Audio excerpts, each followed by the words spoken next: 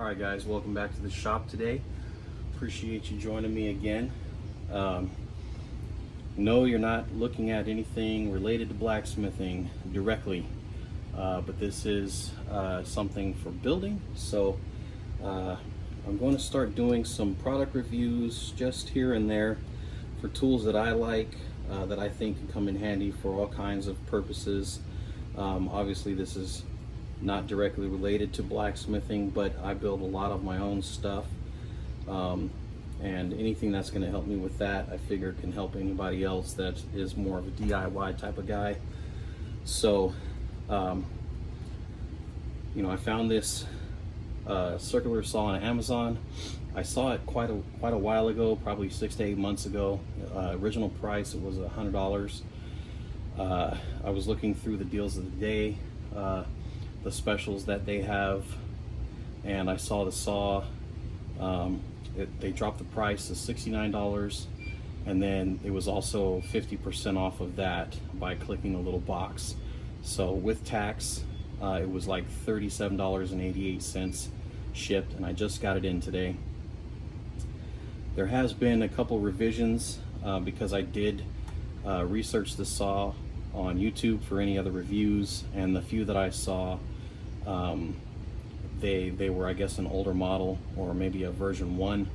So I'm going to go through and just kind of give you guys the updates that I'm aware of, and then my thoughts about it. So let's get right into it.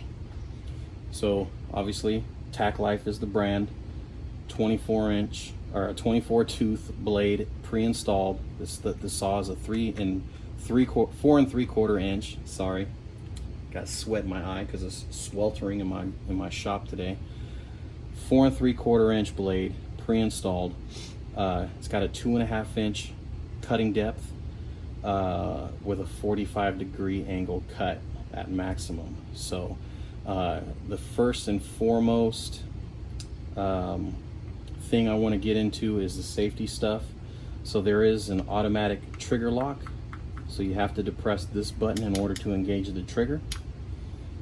On the opposite side, there is a blade lock button. You push the blade down, that locks the blade, keeps it from rotating if you need to make a blade change. And the cord itself is a swivel-ish cord. It does swivel, it's just not super loose. And it does have a shield on it, a rubber shield, so it will keep it from getting cut open and things like that just from moving over some time. So cool about that. The weight is pretty good. It's about the weight of my DeWalt 18 volt without the battery in it, so it's substantial.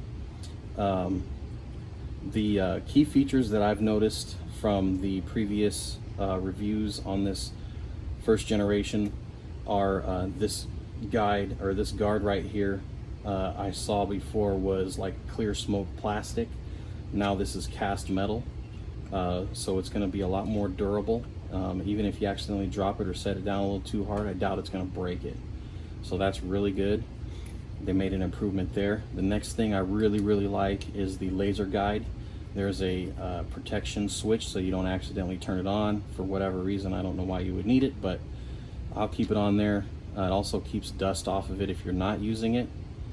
But the switch, this is not battery powered, so there's no 2032 battery needing to go in here or anything like that. This is powered off of the normal power, so you don't ever have to worry about replacing the battery. It's red. It's a red laser, and it seems to be accurate because I did one test cut on it and it came out pretty straight. I'll show you what else you get with it. So you get the blades here. Put them in the right order. So you get 2 of each. You get 2 24-tooth wood blades. You get 2 diamond coated ceramic cutting blades for like if you're cutting fire bricks or anything like that. And then you have 2 fine cut 60-tooth wood / sheet metal blades. These blades have an offset or a kerf to them, but they do not have the teeth like the carbide teeth like the wood blades do. So it will be a thinner cut. As far as cutting sheet metal, I haven't used it for that yet. I would imagine it's going to be a pretty jagged cut, just because the RPMs on this thing is pretty average, not super fast. But I've heard if you reverse the blade to where it actually cuts on the reverse, it's a cleaner cut. Obviously, it's not recommended to do that because it might ruin the blade. But if you need to, if you want to cut it cleaner, that's how you can do it. So you got the blades. It comes with a warranty card, which is very basic. They don't have a website where you could actually register this. I couldn't find a serial number anywhere. So I guess you just cut this in half, or you send the whole thing to them paper mail or regular mail. But it looks like there's a 30-day money-back guarantee.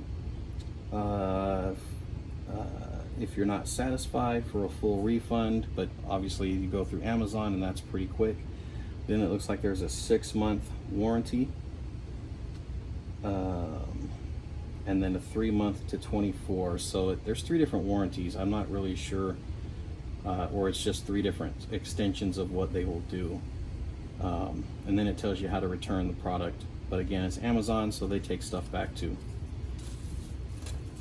And then you got your user's manual, which is going to have a bunch of safety information, instructions on how to change the blade, insert the T-guide, the dust port collector, all that stuff. You have your dust port collector to attach to your vacuum. This just so happens to fit on my Milwaukee. I think it's an 1.5 inch port, and this side here attaches to the saw.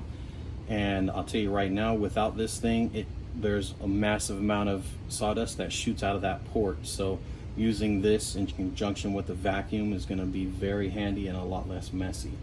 So don't lose that. You got the Allen wrench. I gotta hurry up because I hear the garbage man coming. You got the Allen wrench for changing the blade, and that actually attaches to the back of the cord, or the top of the cord rather, just like that, so you don't lose it. Cool idea. You got the T-guide, which is going to slide in to the side slot here, left or right side.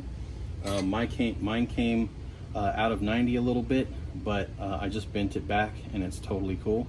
So no problem, no issues there. It'll also go in pretty far, which is, I think it's about 3/4 of an inch, maybe a half, maybe an inch from the edge. So you can get it really, really close to your cut, or to the edge. And then you have the handle that you can use. I would probably use this on longer cuts to where I need a steadier hand, but this will attach right side or left side. So if you're left-handed, that way. If you're right-handed, this way.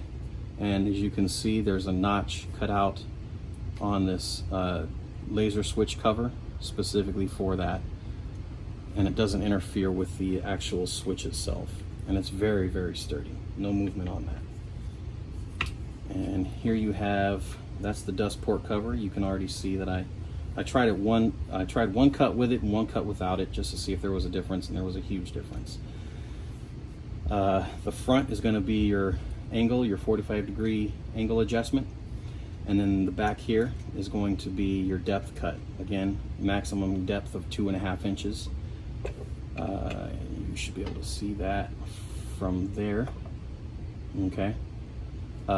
This is solid, this is loose. I'm not too sure why. It doesn't seem like it's gonna strip or anything, but if it does, you know, I can always make another one, that's no problem. The zero mark on the bevel is almost perfect. It's about 1/16 of an inch off of actual zero. So not terrible, but obviously they don't put these, they don't assemble these with any amount of precision. As far as the cuts go, this is the cut here that I did with the T-guide after I cut with my scribe line, or with my pencil line, using just the laser guide and no guide attached. Obviously it's crooked, but it's fairly straight. but that it just followed the same angle that I already had the original cut. So this wood was not, or this piece of plywood was not perfectly 90 degree to the factory edge. So that's how that works. If it's not flat, it's just going to follow whatever edge you're putting it up against. The cut itself, I don't know if you can see, there is very, very slight feathering. It's almost like a soft edge versus this side. And here's a pro tip. This is what I did on this side with another saw, was when you make your pencil line, this is the edge of the cut right here.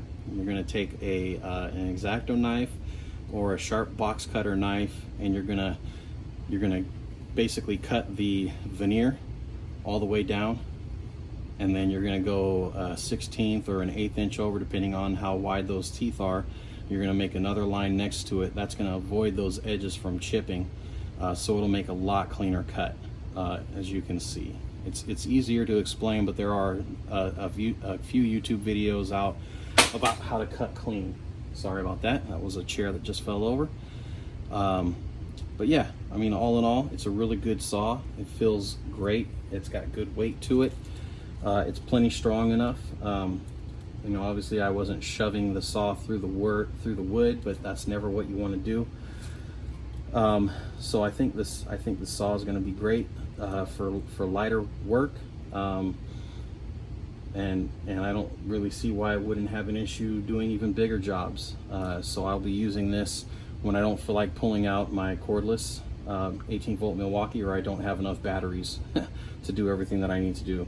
The cord on this, I don't remember if I mentioned it in the beginning, but it is 10 feet long, so you do have a lot of length on the cord. And another cool thing about it is there is a little bit of swivel to it. It's actually, I believe, it's the this protective housing that's also going to keep the jacket of the cord from fraying, from just being bent a bunch of times.